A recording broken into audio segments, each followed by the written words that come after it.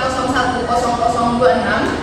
Di sini saya perwakilan dari kelompok 11 dengan makalah yang berjudul Penerapan Kurikulum Merdeka dan Kurikulum Berbasis Cinta di Sekolah. Saya akan menjelaskan sepertiga bagian terakhir dengan materi, tantangan, serta solusi penerapan kurikulum merdeka dan kurikulum berbasis cinta di sekolah. Pertama, saya akan membahas mengenai tantangan dan solusi penerapan kurikulum merdeka. Kurikulum merdeka merupakan salah satu kebijakan pemerintah yang dirancang untuk meningkatkan mutu pendidikan di Indonesia. Kurikulum ini memberikan keleluasaan atau kebebasan kepada guru dalam mengelola pembelajaran agar lebih fleksibel, berpusat pada peserta didik, serta mampu mengembangkan kompetensi dan karakter secara seimbang.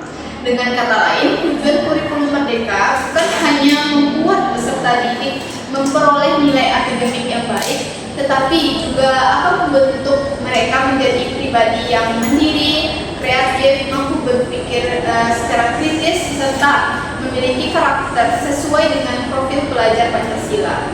Namun, meskipun memiliki tujuan yang sangat baik, dalam pelaksanaannya, kurikulum merdeka masih menghadapi berbagai tantangan.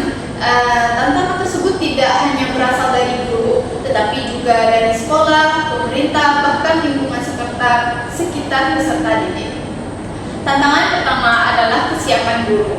Guru merupakan pihak yang paling berperan dalam keberhasilan suatu kurikulum, maka pelaksanaannya juga belum dapat berjalan secara optimal. Saat ini masih banyak guru yang mengalami kesulitan dalam menerapkan pembelajaran berdiferensiasi.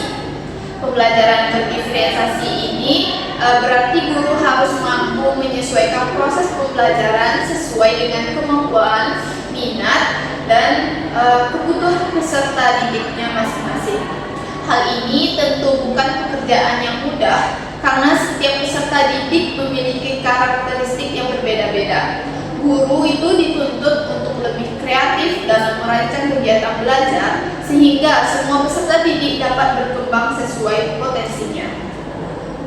Tantangan berikutnya adalah keterbatasan sarana dan prasarana pendidikan. Kurikulum merdeka mendorong pembelajaran yang lebih inovatif, kreatif, dan memanfaatkan teknologi. Namun, kenyataannya tidak semua sekolah memiliki fasilitas yang memadai. Masih ada sekolah yang mengalami keterbatasan akses internet misalnya, atau perangkat komputer, proyek, maupun media pembelajaran lainnya yang masih terbatas. Kondisi ini menyebabkan guru kesulitan menerapkan pembelajaran yang sesuai dengan harapan kurikulum merdeka tersebut.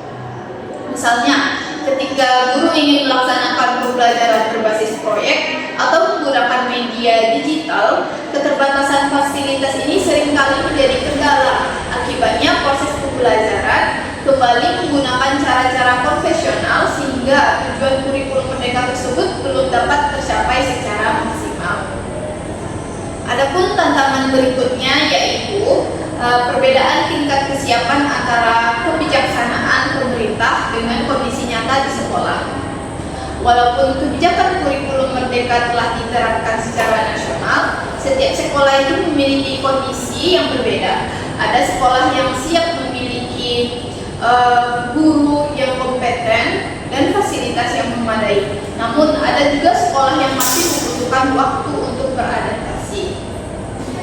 Selain itu, dukungan dari orang tua juga sangat berpengaruh. Dalam kurikulum merdeka, peserta didik itu didorong untuk lebih aktif, mandiri dalam belajar.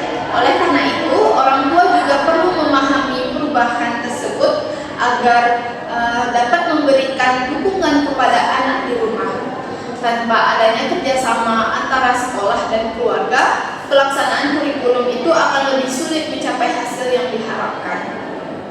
Setelah mengetahui berbagai tantangan tersebut, tentu diperlukan beberapa solusi agar implementasi kurikulum merdeka dapat berjalan lebih efektif.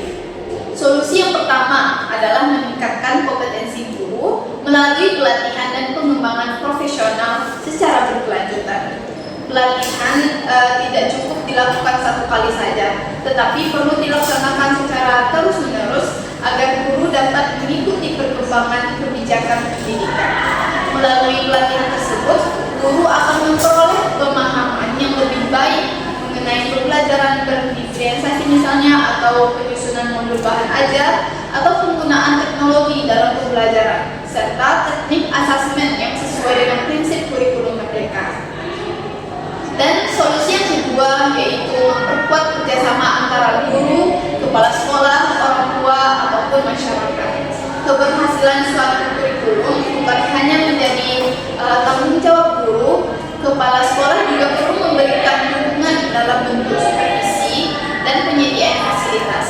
Orang tua juga harus mendampingi peserta didik selama proses belajar. Apabila semua pihak bekerja sama, maka tujuan kurikulum merdeka itu akan lebih mudah tercapai. Solusi yang ketiga itu adalah menyediakan sarana dan prasarana pembelajaran yang memadai.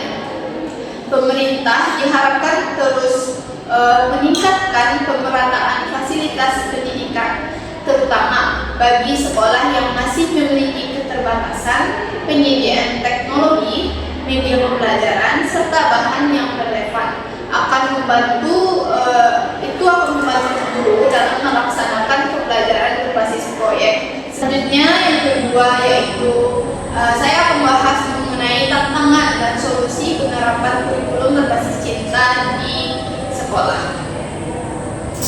Penerapan kurikulum berbasis cinta ini juga menghadapi berbagai tantangan. Tantangan yang pertama yaitu pemahaman guru yang belum merata. Sebagian guru masih menganggap bahwa nilai kasih sayang itu cukup disampaikan melalui nasihat atau pesan moral saja. Padahal kurikulum berbasis cinta itu menghendaki agar nilai tersebut benar-benar diterapkan dalam seluruh proses pembelajaran. Misalnya melalui cara seperti guru berkomunikasi dengan peserta didik, cara menyelesaikan konflik di kelas, metode pembelajaran yang menghargai perbedaan pendapat, hingga bagaimana guru itu mengapresiasi kepada peserta didik. Tantangan berikutnya adalah keterbatasan bahan ajar yang kontekstual.